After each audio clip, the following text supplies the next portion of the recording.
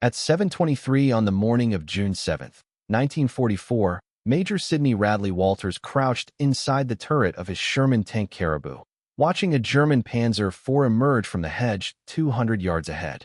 24 years old, one day in combat, 0 tank kills. The Panzer's 88mm gun swiveled toward his position. Radley Walters had trained on tanks for less than 2 years. Before 1942, he had never even seen one. The Sherbrooke Fusilier Regiment had landed on Juno Beach 18 hours earlier. 11 Shermans made it off the beach. By dawn, 3 were burning wrecks. The Germans weren't retreating. They were counterattacking with armor the Allies hadn't expected in these numbers. Radley Walters commanded a squadron, 8 tanks, 75mm guns that couldn't penetrate a Tiger's frontal armor at any range. The math was brutal. A Tiger could kill a Sherman from 2,000 yards. A Sherman needed to get within 500 yards and hit the sides or rear. Most didn't get that close. The Panzer IV was smaller than a Tiger, but it was still faster than Caribou, better armored, and the crew inside had been fighting since Poland. Radley Walters had graduated from Bishop's University 4 years earlier. His regiment had been infantry until January 1942. Then the Canadian Army told them they were switching to armor. Not one man in the unit knew what a tank looked like.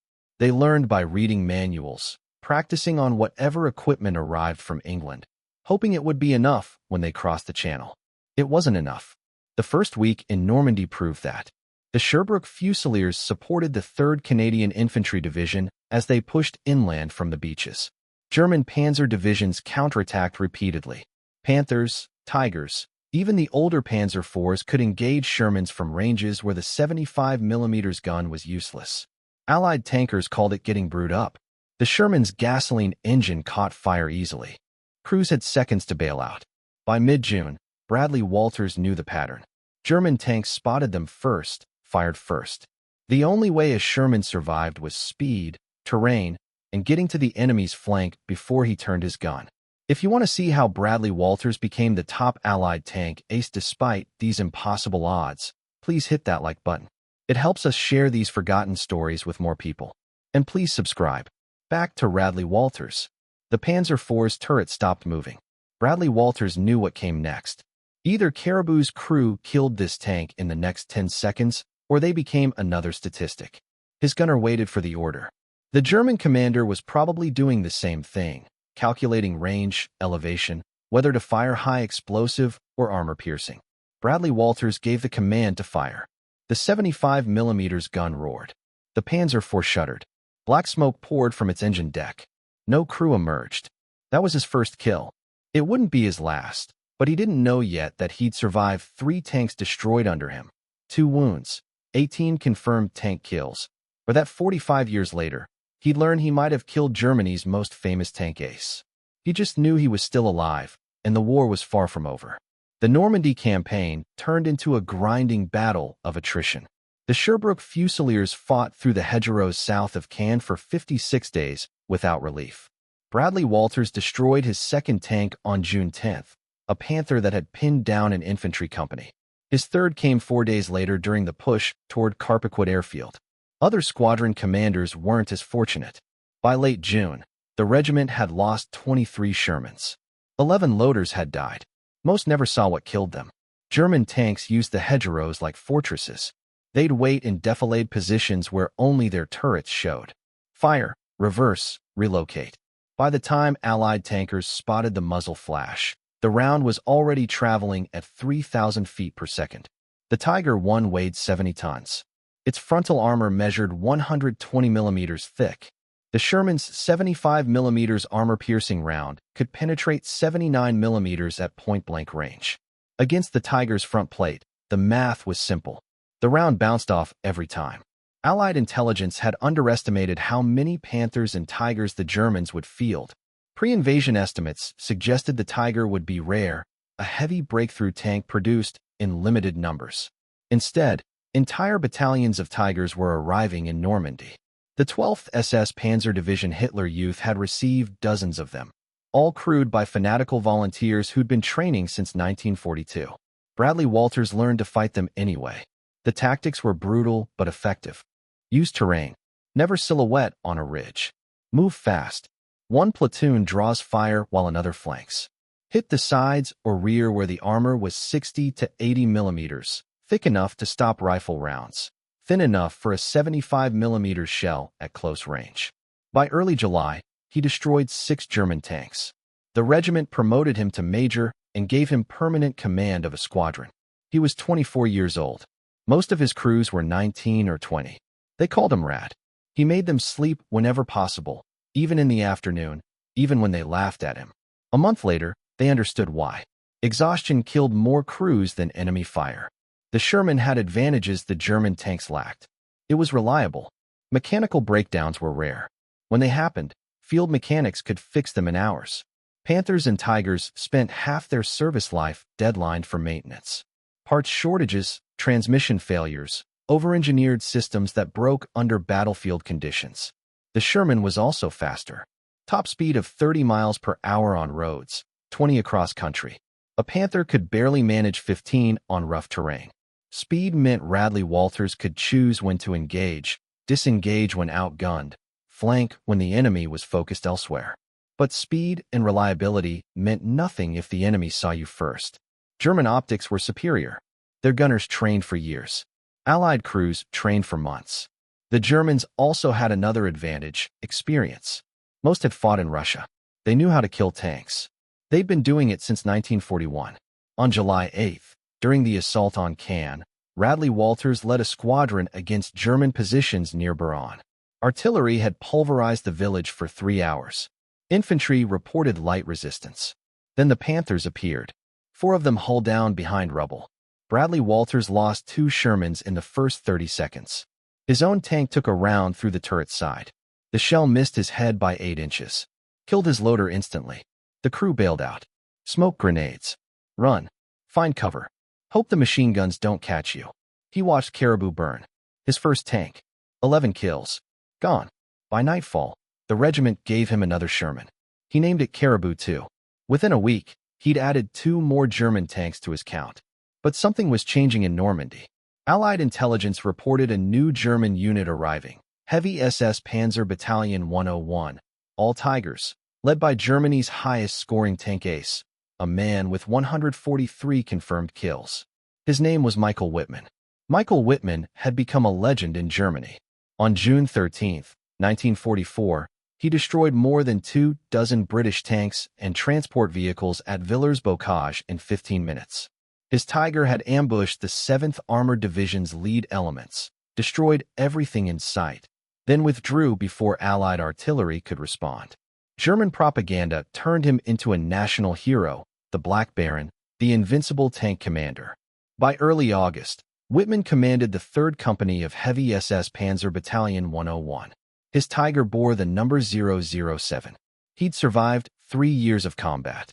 Poland, France, the Eastern Front, Normandy. Most German tank aces were dead by their 2nd year. Wittmann kept accumulating kills. 143 confirmed, dozens more unconfirmed. Radley Walters never heard Wittmann's name. Allied intelligence didn't brief tank crews about specific German commanders. They briefed them about tank types, capabilities, weak points, whether the 75 mm gun could penetrate at various ranges. The answer was usually no. But Radley Walters kept destroying German armor.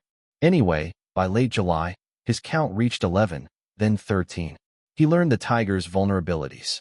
The air intake louvers on the rear deck, the turret ring where the armor was thinner, the lower hull sides at close range. Every German tank had weaknesses.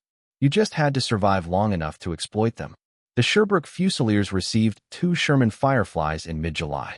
These were standard Shermans modified with British 17-pounder guns, 76.2 mm bore, 5 feet longer than the American 75, high-velocity armor-piercing rounds that could penetrate a Tiger's frontal armor at reasonable combat ranges. Finally, the Allies had something that could kill German heavy tanks from the front. Radley Walters kept the Fireflies at the rear of his formations. They looked different. The barrel was obviously longer. German gunners learned to target Fireflies first. Kill the one tank in each troop that could hurt you. Then mop up the regular Shermans at leisure. So the Fireflies stayed back, hidden, used terrain, only revealed themselves when absolutely necessary. A squadron's kill count climbed. Bradley Walters destroyed a Panther near Tilly-la-Campagne, another Tiger south of Cannes.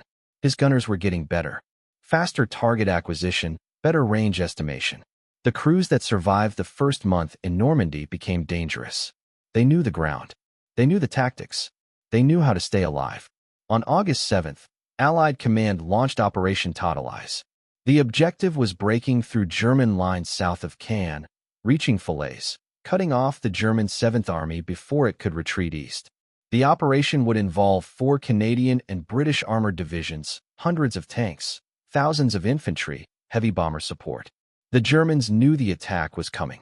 They'd been preparing defensive positions for weeks, minefields, anti-tank guns, hull-down positions for their panzers, and heavy SS Panzer Battalion 101 was moving into position.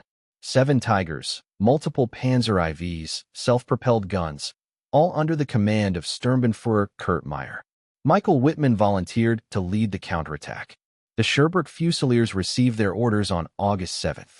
A squadron would support 2nd Canadian Infantry Division, advance at dawn, secure the high ground near Saint-Aignan-de-Kremsnel, hold it against counterattacks. Intelligence estimated moderate resistance, maybe some Panzer IVs, possibly a Panther or 2. Intelligence was wrong.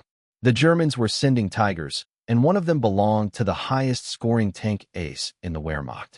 Bradley Walters didn't know any of this. He just knew that by dawn on August 8th, his squadron would be in position behind a chateau's stone walls near a village called Gomsnel. 8 Shermans, 2 of them Fireflies, waiting for whatever the Germans sent. He had no idea he was about to face a legend. At 0600 on August 8th, 1944, Bradley Walters positioned his 8 Shermans in the courtyard of Chateau Gomsnel. His crews had knocked firing holes through the stone walls during the night.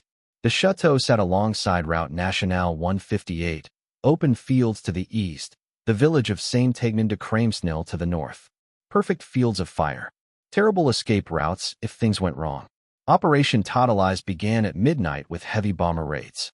Allied artillery pounded German positions for 6 hours. By dawn, Canadian and British infantry had secured the high ground. The first phase was succeeding. German resistance seemed lighter than expected. Then the radios crackled. German armor moving north from Sinthos. Multiple contacts, heavy tanks. The 12th SS Panzer Division was counterattacking exactly where intelligence said they wouldn't. Bradley Walters watched the road through his commander's periscope. Dust clouds rising in the distance. The distinctive sound of German engines, deep, powerful, nothing like the high-pitched whine of American power plants. These were Tigers. He could hear them before he saw them. At 12:30, 7 Tigers emerged from the hedge near Sinthos. They advanced in 2 columns. One group moving through the center of the open ground, the others hugging the tree line to the right. Slower, more cautious. Supporting infantry followed in half-tracks. Panzer IVs and self-propelled guns brought up the rear. The Tigers were 1,500 yards away, still out of effective range for the 75mm guns, but well within range of their 88mm cannons. Bradley Walters ordered his squadron to hold fire. Wait, let them close. The Fireflies needed clear shots. Everyone else needed to get lucky. On his left flank, British tanks from 1st Northamptonshire Yeomanry were positioned in orchards northeast of his position. They'd arrived during the night, dug in among the trees. Another squadron waiting for the same Tigers. The Germans were advancing into a crossfire. They just didn't know it yet. The lead Tiger fired. The round screamed past the chateau and detonated somewhere behind a squadron's position. The German gunner was ranging, testing, seeing where the Allied tanks were hiding. The second shot came closer. Fragments of stone exploded from the chateau's wall. The Germans had spotted the firing holes. Bradley Walters kept waiting. 1,200 yards, 1,100. The math was brutal, but simple. Every second the Tigers rolled forward improved his odds. Every second they stayed alive decreased his.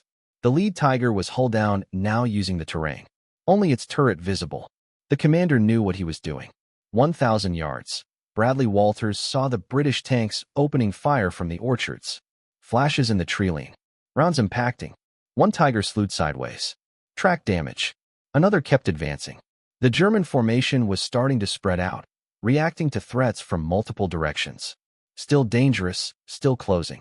At 800 yards, The Tigers began engaging targets more aggressively. A Sherman from the British squadron exploded. Another took a round through the engine deck. Black smoke, crew bailing out. The Germans were finding their range. Their optics were better. Their guns were bigger. Their armor was thicker. Bradley Walters watched the rightmost column. 5 Tigers moving slower than the others. The lead tank bore the number 007 painted on its turret. It was advancing past the chateau now. 500 yards. Close enough. He ordered a squadron to open fire. 8 Shermans fired simultaneously. The stone walls erupted with muzzle flashes. Smoke. Noise. Chaos. The lead Tiger on the right took a hit and stopped moving. An SPG behind the Tigers exploded. A Panzer IV slewed off the road. The German formation was reacting, turning to face this new threat, trying to identify targets through the smoke and dust. But Tiger 007 kept rolling forward, its turret traversing, looking for whoever had just fired. Inside that tank was Michael Whitman. 143 kills, Germany's greatest tank ace, and he had no idea a 24-year-old Canadian major was watching him through a periscope 400 yards away. At 12:32, one of Bradley Walters' Firefly crews fired. The 17-pounder round crossed 400 yards in less than a second. It punched through the left air intake of Tiger 007 directly behind the turret. The tank shuddered, stopped rolling. Black smoke poured from the engine deck. No crew emerged. The Tiger sat motionless on Route Nationale 158. Bradley Walters shifted his focus to the other targets. An SPG was trying to reverse behind the stalled Tiger. He ordered another volley. The SPG exploded, ammunition cooking off in a chain of detonations that sent the turret 20 feet into the air. The British tanks in the orchards were hammering the Tigers from the northeast. The crossfire was working. German tanks were burning across 500 yards of open ground. The rearmost Tiger in the column took multiple hits and stopped moving. Another tried to maneuver behind a hedgerow. A Firefly from the British squadron caught it broadside. Penetration. Catastrophic kill. 3 minutes into the engagement, Tiger 007 exploded. Not a normal fire. A massive detonation that hurled the turret completely off the hull. The blast wave shook the chateau walls. Ammunition storage had ignited. Fuel tanks ruptured. The entire vehicle disintegrated in a fireball that sent debris raining across the road. Bradley Walters kept his gunners firing. A Panzer IV was trying to escape south. 2 Shermans tracked it. Hits on the rear deck. Engine fire. Crew bailing out. Another Tiger was retreating towards Synthos. Damaged track, moving slowly. The British caught it with multiple rounds. It ground to a halt and began burning.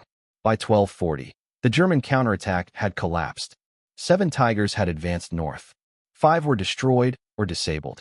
The survivors were retreating. Panzer IVs abandoned on the road. SPGs burning.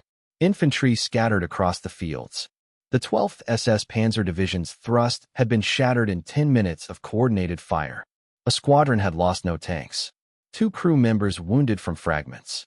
1 Sherman damaged by a near miss, but every vehicle was still operational.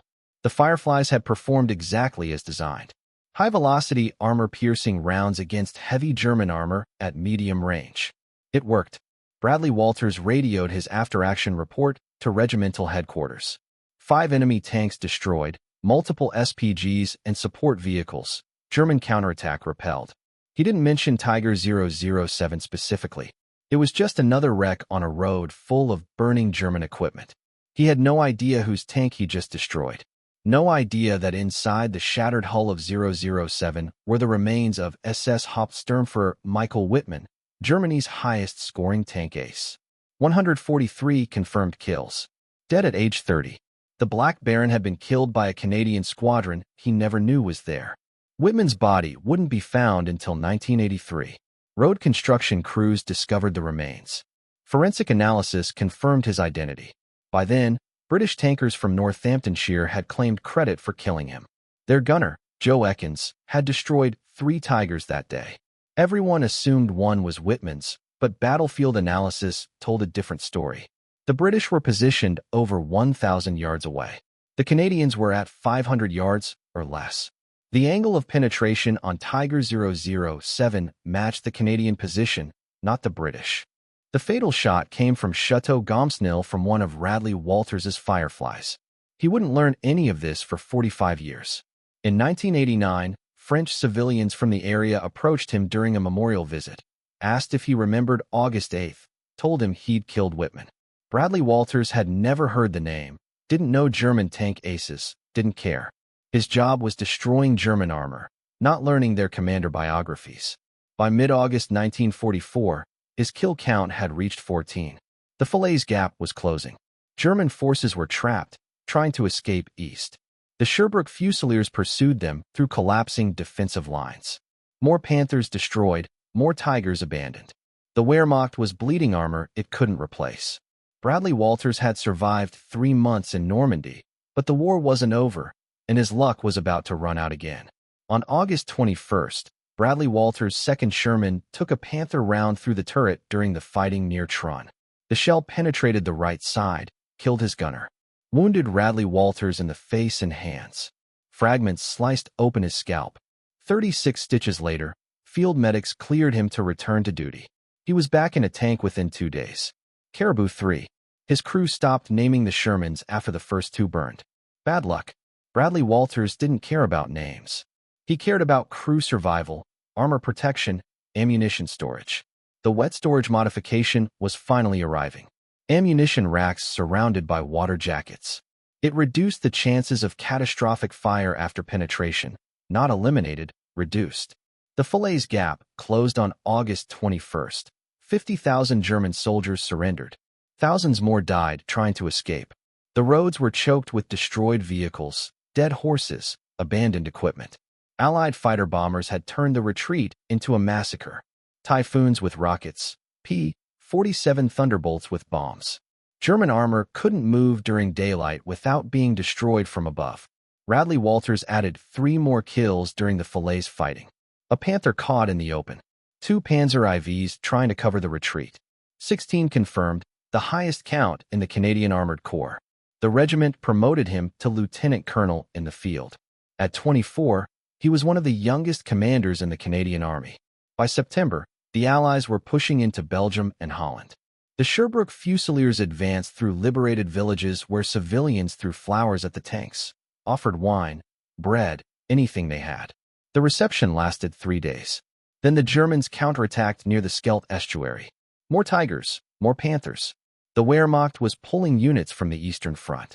Veteran crews, battle-hardened, fighting defensive actions where they knew the ground, where they could use terrain and ambush tactics.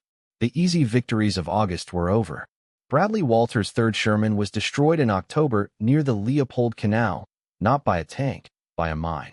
His scout car hit a Teller mine during reconnaissance. The blast knocked him unconscious, threw him 15 feet, killed the driver, wounded 2 others. When he woke up in a field hospital, his ears were bleeding, concussion, possible skull fracture. The doctors wanted to evacuate him to England. He refused. Returned to the regiment after a week, took command of Caribou 4. The crews had started calling every tank Caribou regardless of what the quartermaster painted on the hull. If Rad was in it, it was Caribou. Simple as that. By November, his kill count reached 17. A Tiger near Nijmegen caught from behind during a German withdrawal. The crew bailed out before the ammunition exploded. Smart. Most German tankers were learning that survival mattered more than heroism. The war was lost. Everyone knew it. Fighting to the death accomplished nothing. Winter came early in 1944. Snow, freezing rain, mud that stopped tanks better than any mine. The advance slowed. German resistance stiffened.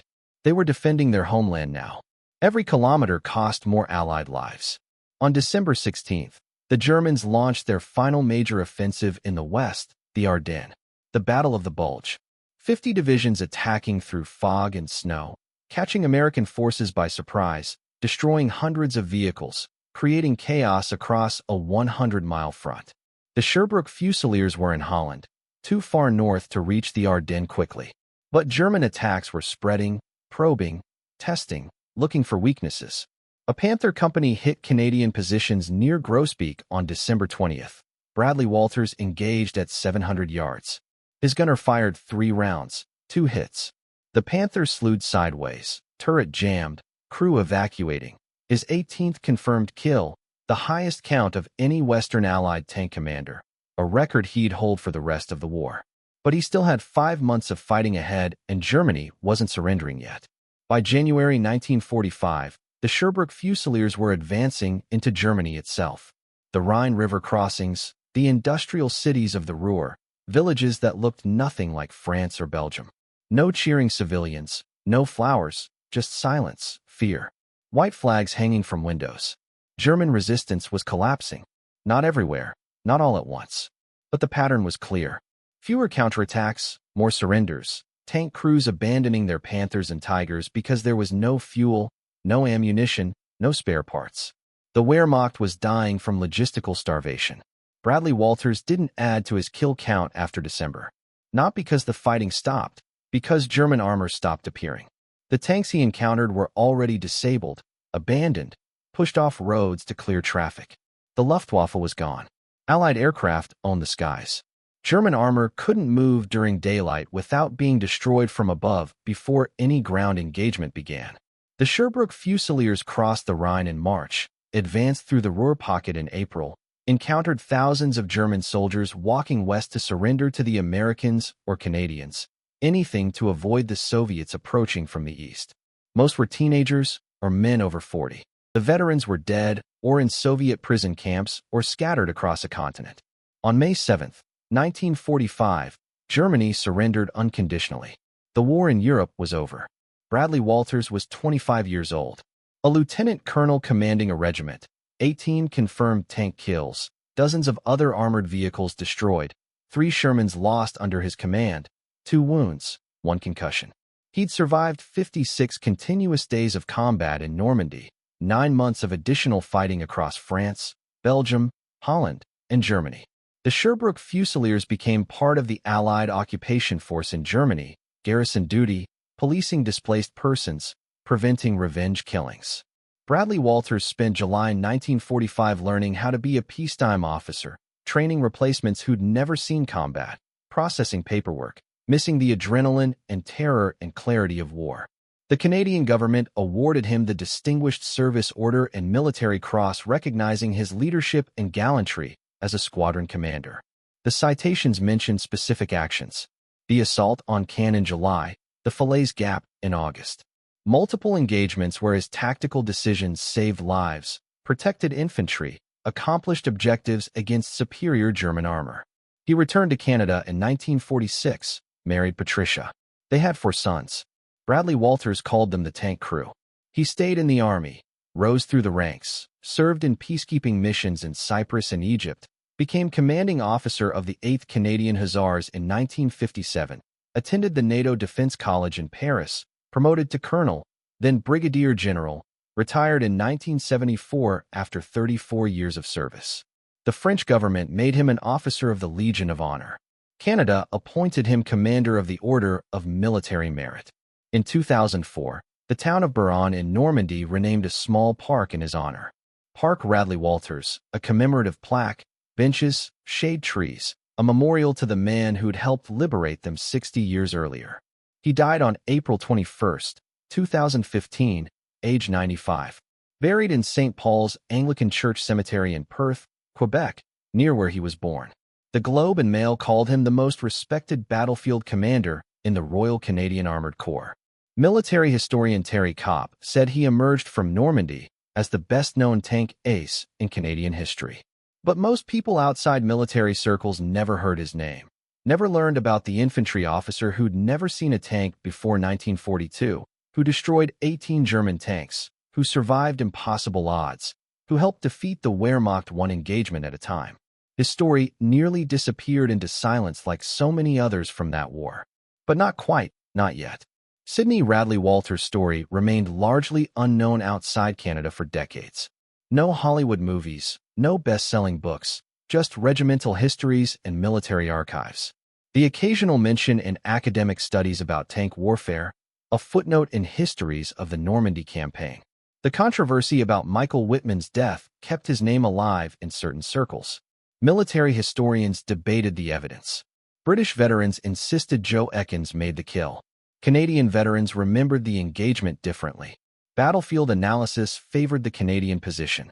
Shorter range, better angle, forensic evidence from Tiger 007's hull. But Bradley Walters never claimed Whitman, never promoted the controversy. When journalists asked him about it in his later years, he gave the same answer every time. He destroyed German tanks. That was his job. Whose tank? What commander? It didn't matter. The war was about survival, about protecting his crews, about accomplishing the mission. That attitude defined his entire career. He wasn't fighting for glory, for records, for recognition. He was fighting because young men were dying in Shermans that couldn't match German armor, because infantry needed tank support, because the job had to be done regardless of the odds. His crews remembered him differently than the official citations suggested. They remembered a commander who made them sleep, who prioritized crew survival over aggressive tactics, who understood that exhausted tankers made fatal mistakes, who knew that getting his people home mattered more than adding to his kill count. The World of Tanks video game created a medal in his honor, the Bradley Walters Medal, awarded for destroying 8 or 9 enemy vehicles in a single battle. Millions of players earned it. Most never knew the man behind the name. Never knew he'd been an infantry officer who learned tanks by reading manuals, who survived 3 tanks destroyed under him, who became the top Western Allied tank ace despite never having seen armor before 1942. If this story moved you the way it moved us, do me a favor, hit that like button. Every single like tells YouTube to show this story to more people. Hit subscribe and turn on notifications. We're rescuing forgotten stories from dusty archives every single day. Stories about tankers who beat impossible odds with tactics and courage. Real people, real heroism. Drop a comment right now and tell us where you're watching from. Are you watching from the United States, United Kingdom, Canada, Australia? Our community stretches across the entire world. You're not just a viewer. You're part of keeping these memories alive. Tell us your location. Tell us if someone in your family served. Just let us know you're here. Thank you for watching, and thank you for making sure Sidney Bradley Walters doesn't disappear into silence. These men deserve to be remembered, and you're helping make that happen.